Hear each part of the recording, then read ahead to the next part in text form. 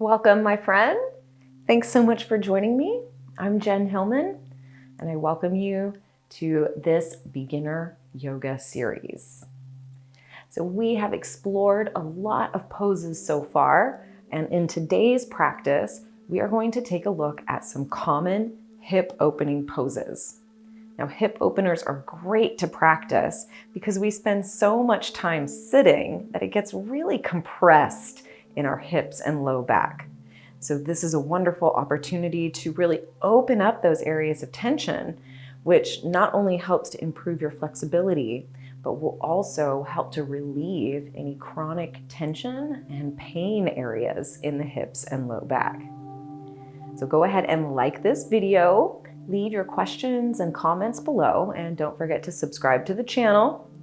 Then when you're all set, go ahead and roll out your mat and we'll get ready to dive into these hip opening stretches. And I do want to mention that today you might find it helpful to have a pair of yoga blocks handy to help support you in your practice. If you don't have yoga blocks, it's totally okay. I'll show you how to work into these poses even without them. But as a beginner and even as an advanced practitioner, I definitely recommend a pair of yoga blocks that can really help you to get more and more out of your practice. So a little side note for me, if you've got yoga blocks, grab them. If you don't, consider getting some, and I'll still show you how to work in today's flow.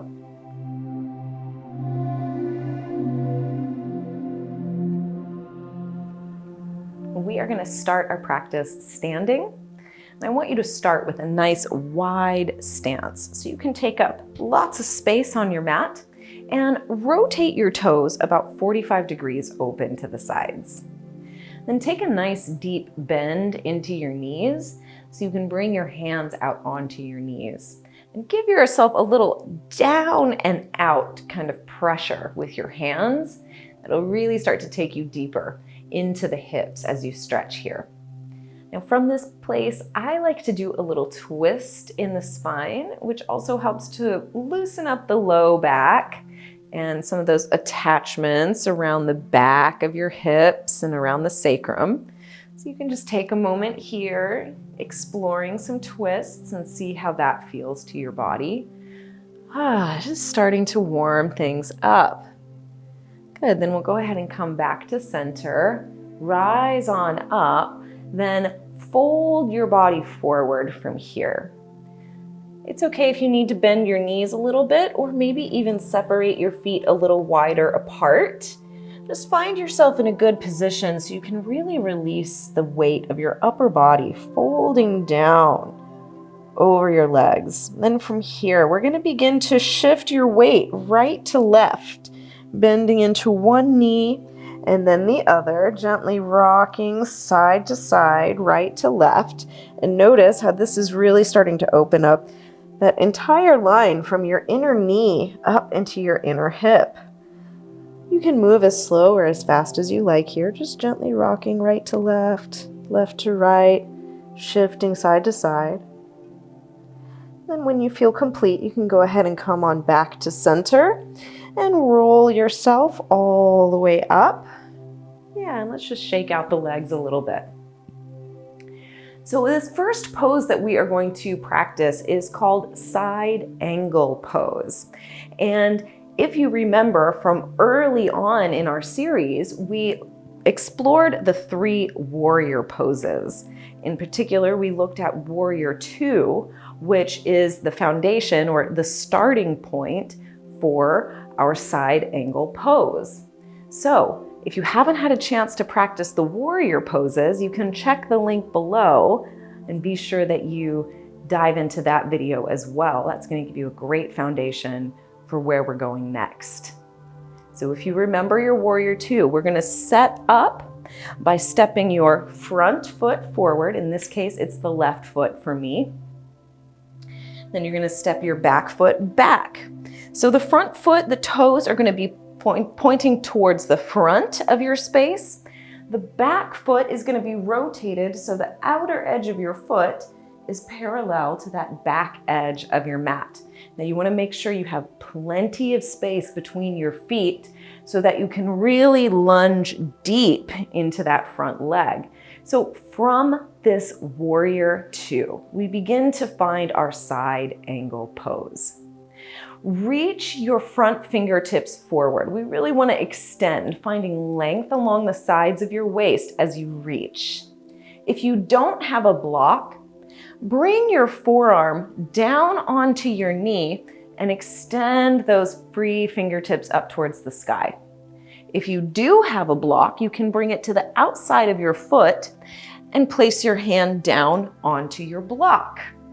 So either way, whether you have your hand on a block or your forearm onto your leg, I want you to push into that bottom hand, push into that bottom arm so that it lifts you up and creates more space in your pose. So we don't want to glue the ribs onto the thigh. We want to find length and spaciousness, whether your hand is on your forearm or to the block. Beautiful work, guys. Let's come all the way up. Ooh, shake it out. Then turn and rotate the position of your feet. So if you've got your block, you can bring it to the other side, turning the front toes in, then turning the in toes front. And you can bring your block to the outside of your foot if you're using one. Okay? Again, we want to make sure there's plenty of space between the feet so you can get deep into that warrior two space, really lunging into that front leg. Then reach out through those front fingertips, really stretching, extending through the sides of your waist. We should start to feel a stretch across that back hip.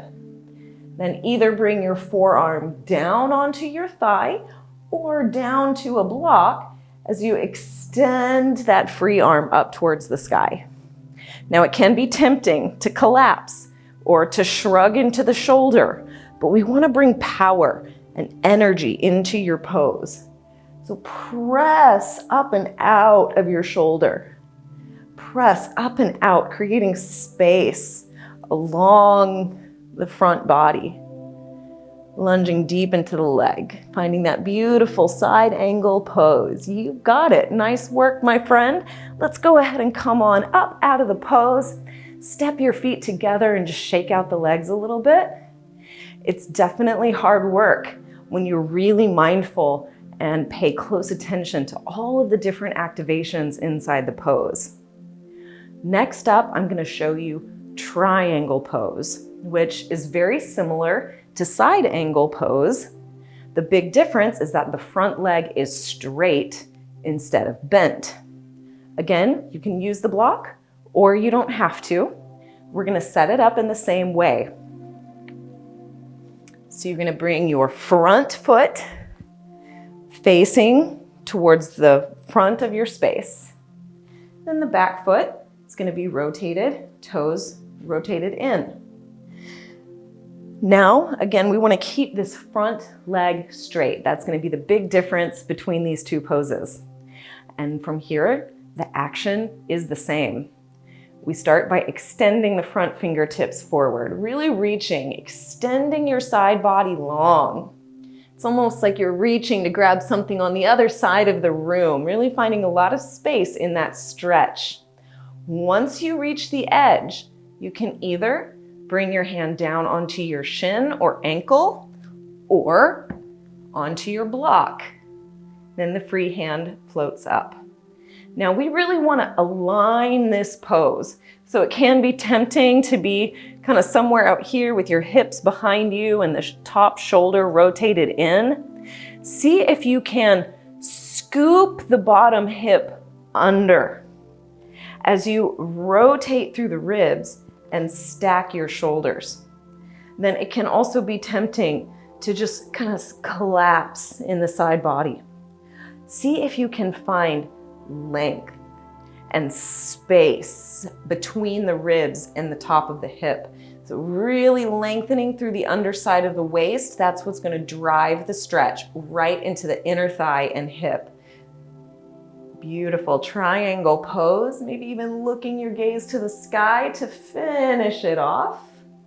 Then we'll slowly rise, coming all the way up and over to the other side. So we'll rotate your toes, changing your position. And again, you want to just make sure you have plenty of space between your feet so you can really get into the depth of your stretch. So rooting down through your feet, if you remember all the way from the beginning of our series, right? We want to spread the toes wide, root down through the big toe, root down through the little toe, and lift through the inner arch. You remember? Drawing all that energy up your legs, all the way up through your hips, lifting and lengthening. All of these principles remain through the whole practice, no matter what pose you're doing.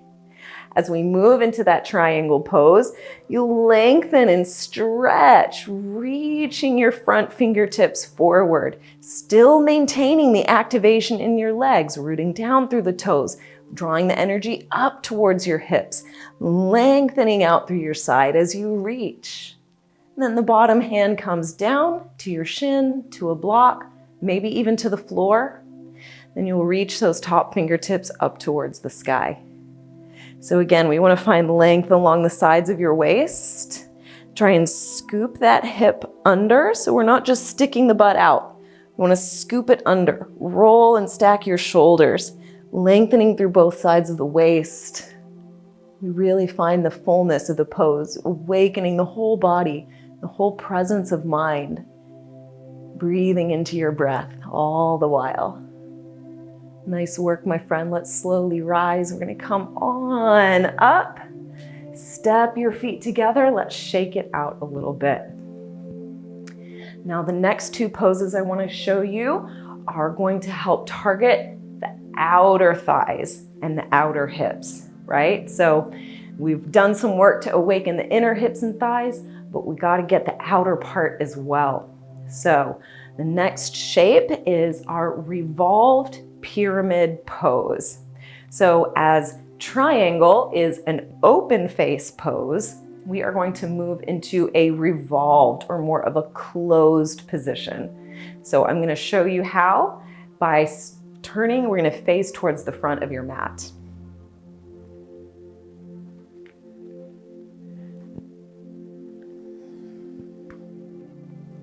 So for this revolved pyramid, we're going to choose whichever foot you want to be the front foot.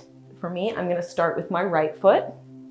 So we can step that foot forward, then the back foot will step slightly back. So for this shape, you're not going to have as wide of a stance, but the feet are going to be a little bit closer together so that you can rotate both hip bones towards the front of your mat. Then we can slowly begin to fold forward here, folding down over the front leg. Now, if your hamstrings are very tight, that front knee is going to want to bend. It's okay if it bends a little bit. It doesn't have to be like locked out and perfectly straight.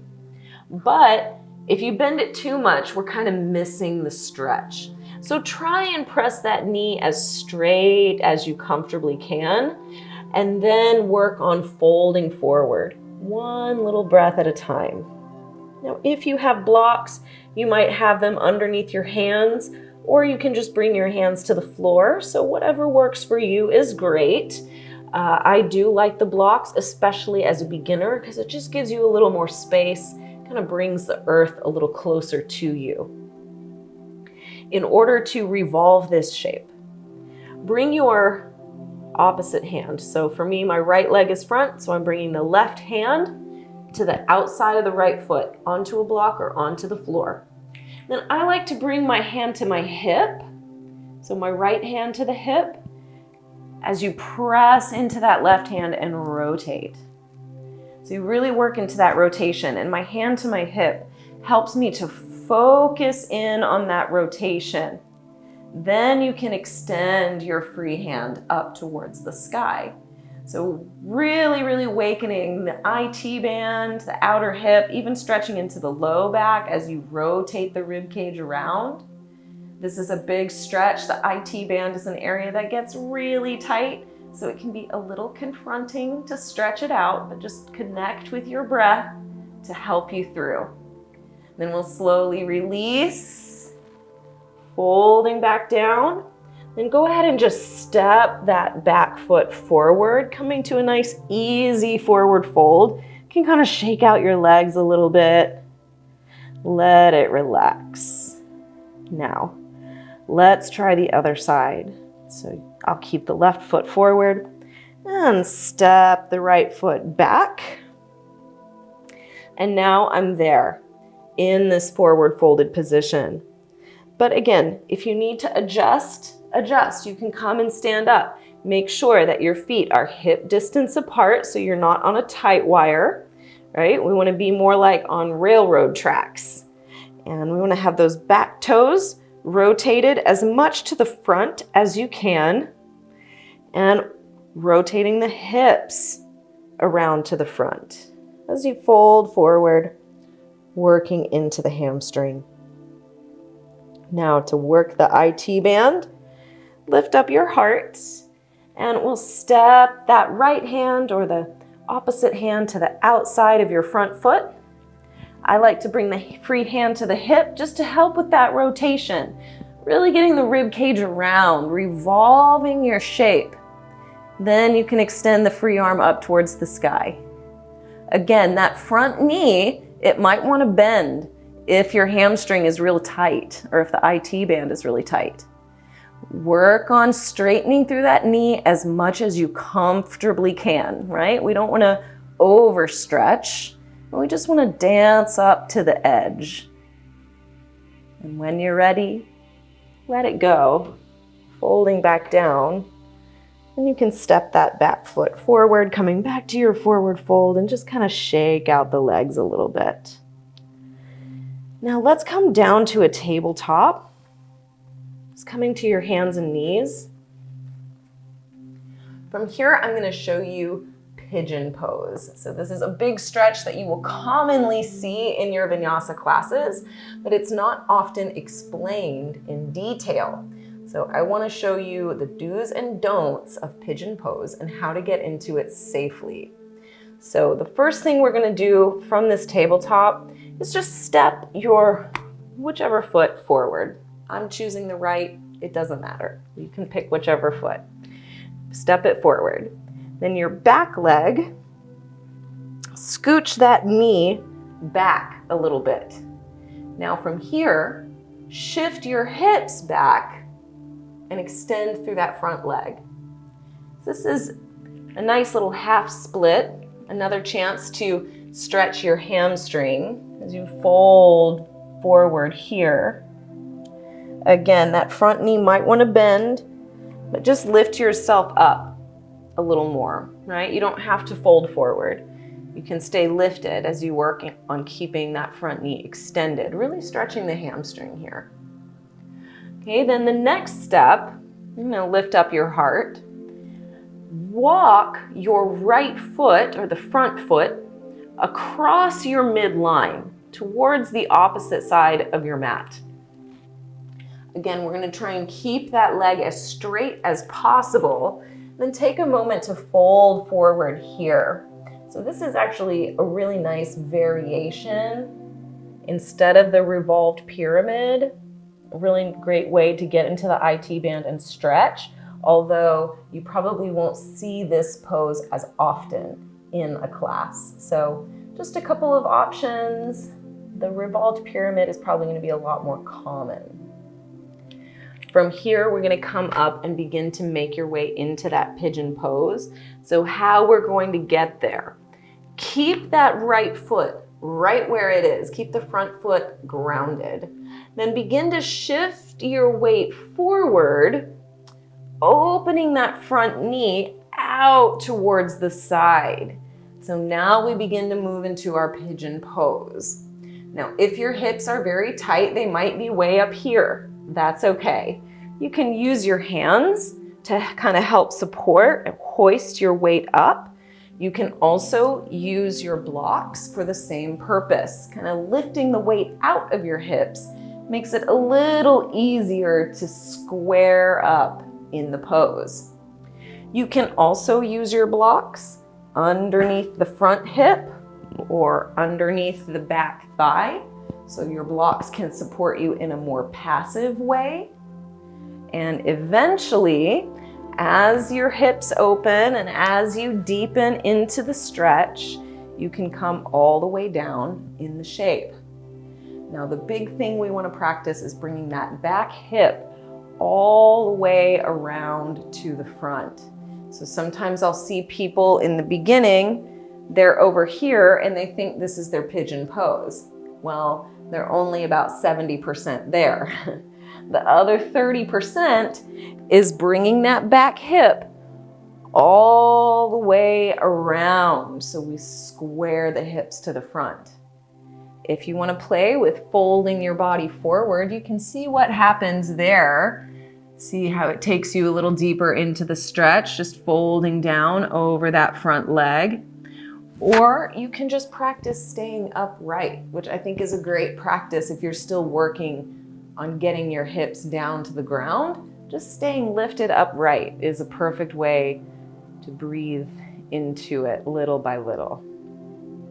Now we're going to slowly release and make your way back to tabletop position. And there's no right or wrong way to get there. It doesn't have to be graceful. It doesn't have to be anything special. You're just making your way back to your hands and knees. And let's see what happens when we try the other side. It's always a little different from one side to the other. So bring the opposite foot forward. For me, it's my left foot forward. Then you want to take that back knee back just a little bit. And then we'll glide your hips back, stretching through the front leg. Take a moment to fold forward here. It's always good to stretch into the hamstring. This is a group of muscles. The hamstring is actually composed of 3 different muscles that work together. And of course, they get tight, tight, tight when we sit all the time. So let's go ahead and come up, and now we're going to work across the body, walking your front foot to the opposite shoulder, right? So crossing your midline. You can fold your heart forward here. So this is, again, a great variation for that revolved pyramid. Just a little less common, but a really great stretch nonetheless. And I love to do this stretch before pigeon pose because it really opens up the IT band, it opens up the hamstring, which makes it possible to get deeper into that pigeon pose. So let's take the journey. Keeping your left foot grounded where it is, begin to shift your weight forward, rotating that front knee, open to the side, coming all the way forward into that pigeon pose. So another reason that I like to come into pigeon pose from that half split variation is because another common issue that I see when people work into their pigeon pose is that front knee is like in the middle of their mat.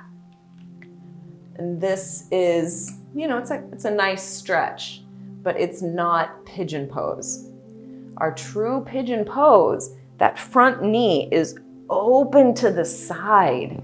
That's why I love to come into it from this half split, because as soon as you come forward, boom, you're already in that beautiful alignment, okay? So we want to square the hips forward, use your props, use your hands, use whatever you need to explore this pose. And listen, this is a very common pose, just like chaturanga, just like downward facing dog. You'll see it all the time, but that doesn't mean it's easy. It's an intense pose. This is a massive hip opener. And if your hips are really tight, you might not even be anywhere near this deep in the pose. It's totally okay. You're doing great. Take some deep breaths. That is the way. Let's come out by just shifting your weight onto that hip. And you can swing your back leg around and just come into a nice easy seat. You can sit on a blanket, you can sit on a cushion, you could even sit on your block, Or just make yourself comfortable and take this moment to just notice how you feel. Notice the shifts and changes after just a few minutes of practice. And I thank you so much for joining me, for allowing me to be your guide. It has been so much fun moving you through these common poses, but really teaching you how to work into them safely. Now, in our last video of the beginner series, I'm going to move you through a flow that's going to pull together all of the different poses that we've been learning about in this beginner series. So you'll have a chance to put it all together and experience what it's like in a full body practice. So I hope you will stay tuned and join me for the finale of this beginner series. And of course, you can find me at my website, jenhilman.com, and visit me on all my social media at Jen Hilman. Have a beautiful day, and I'll see you next time.